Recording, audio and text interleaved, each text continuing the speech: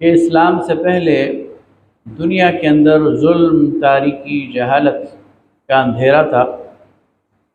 बादशाहत का निज़ाम जबर की बुनियाद पर कायम था, मौरूसियत की बुनियाद पर आगे बढ़ रहा था, और वहाँ पर अदल नाम की कोई चीज़ नहीं थी, बशरी हुकूक नाम की कोई चीज़ नहीं थी, और जो ख़जाना था वो बादशाह की मलकियत हुआ करता था, और बादशाह की ज़बान से निकला हुआ हर हर्फ वो कानून था। इस्लाम ने उसके मुकाबले में जो निज़ाम दिया वो रात की तारीकी के बाद दिन का उजाला था।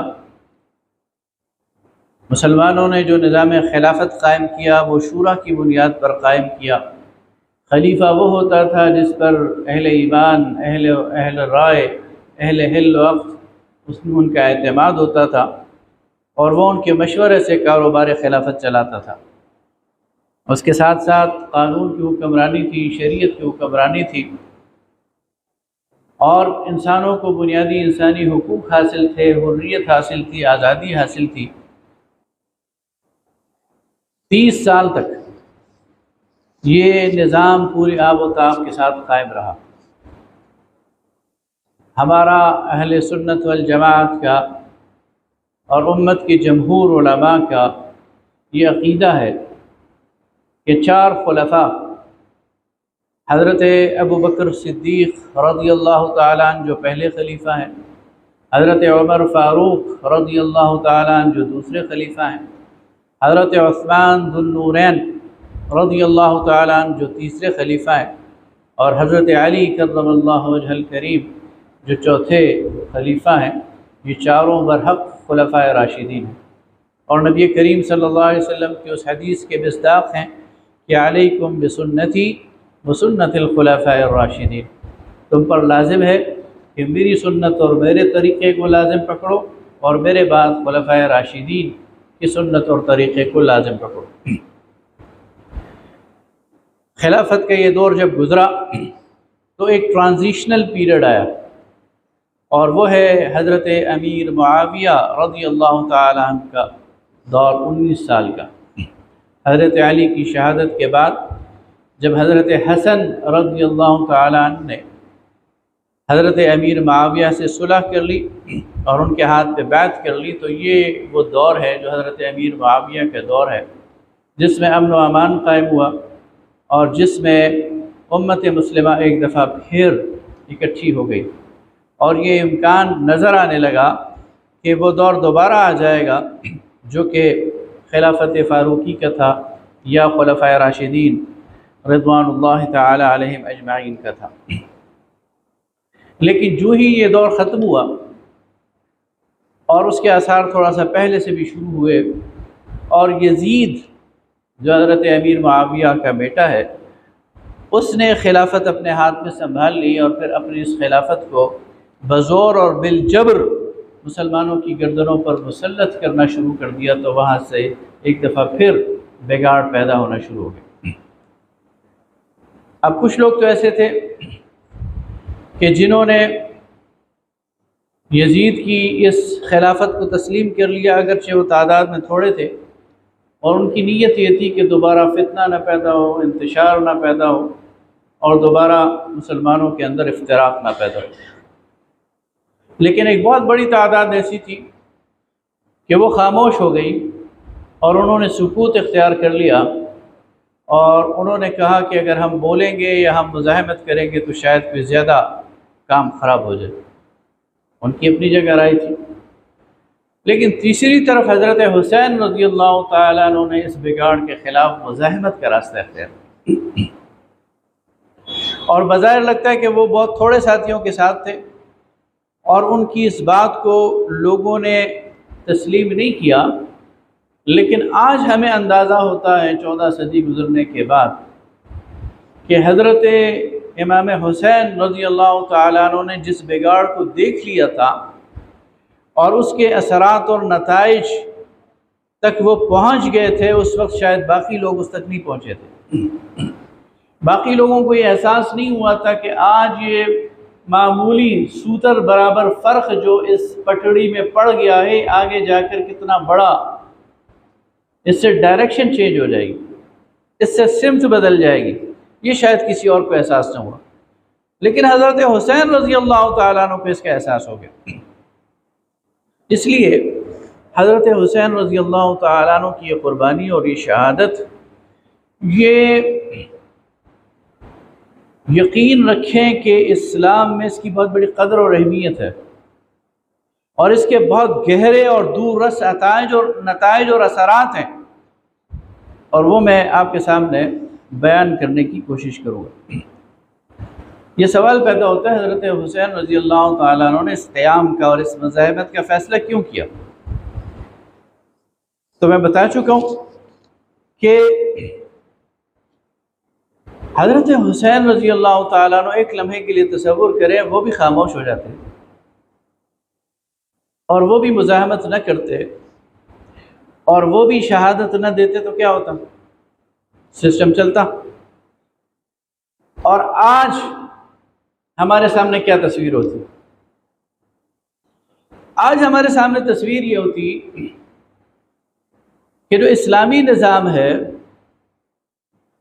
उसमें जबर की गुंजाइश है। इस्लाम में इंसानों की गर्दनों पर ज़बरदस्ती मुसल्लत होना ये जायज़ है, डिक्टेटरशिप जायज़ है, मौरूसियत जायज़ है, और वो तमाम ख़राबियाँ जो बाद में आती रही उन सब को हम जवाज़ दे देते। लेकिन हज़रत हुसैन रज़ी अल्लाह तआला अन्हु ने अपने पाकीज़ा खून को बहाकर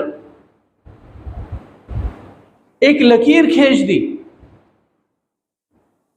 कि इससे पहले जो कुछ था वो ठीक था, वो इस्लाम के मुताबिक था, इसके बाद जो कुछ है वो ठीक नहीं है, इस्लाम के मुताबिक नहीं है।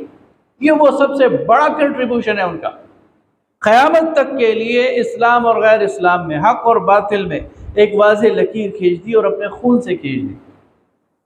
मैं कभी कभी सोचता हूँ और आपके साथ इसको शरीक करता हूँ कि देखिए ये मशीयत ही एज़दी लगती है मुझे। अल्लाह ताला को उस वक्त मकसूद ये था कि ये क़ुरबानी हो जाए ताकि इस्लाम क़यामत तक के लिए बच जाए। मसलन हज़रत हुसैन रज़ी अल्लाह तआला अन्हु के साथ लोग मिल जाते और उनकी खिलाफत कायम हो जाती, तो क्या हो जाता, खिलाफत कायम हो जाती, आगे 2-4 नस्लों में फिर बिगाड़ आता, फिर क्या होता। उस वक्त अगर कोई बिगाड़ को रोकता तो शायद आज हम याद न रखते उसे। देखिए आज मैं अगर आपसे कहूँ शुहदाए बद्र 14 सहाबा शहीद हुए, किसी को नाम याद है? ये तो पता है बद्र के मैदान में 14 सहाबा शहीद हुए थे, किसी को नाम याद नहीं है। उहद में 70 सहाबा शहीद हुए, किसी को नाम याद है? सिर्फ एक हमज़ा रज़ी अल्लाह तआला अन्हु के अलावा किसी का नाम याद नहीं। अच्छा, हज़रत अबू बकर सिद्दीक़ रज़ी अल्लाह तआला अन्हु के बहुत सारे बेटे थे, बेटियां थी, किसी को नाम याद है? नहीं याद। हज़रत उमर रज़ी अल्लाह तआला अन्हु के हज़रत बेटे हज़रत अब्दुल्लाह इब्न उमर के अलावा किसी बेटे का किसी को नाम याद है? नहीं याद। हज़रत उस्मान रज़ी अल्लाह तआला अन्हु की बहुत सारी औलाद है, किसी को नाम याद है? नहीं याद। हज़रत अली की बहुत सारी अज़वाज थी, हज़रत फ़ातिमा की वफ़ात के बाद उन अज़वाज से जो उनकी औलाद है, किसी को याद है? नहीं याद। हसन और हुसैन सबको याद है। क्यों? ये रसूलुल्लाह के नवासे थे और रसूलुल्लाह सल्लल्लाहु अलैहि वसल्लम की निस्बत से इनके नाम अमर हो गए। हर मुसलमान को याद है, 1000 साल पहले भी याद थे, आज भी याद है, क़यामत तक याद है। इनकी क़ुरबानी ये कैसे भुलाई जा सकती है? इनकी क़ुरबानी को कैसे फरामोश किया जा सकता है? लॉन्ग लास्टिंग इफेक्ट है इस खानवादे की क़ुरबानी का, और यही वो हिकमत है इसके पीछे कि अल्लाह ताला ने इस खानवादे को चुना अपने दीन की हिफाजत के लिए, दीन के इस निज़ाम की हिफाजत के लिए।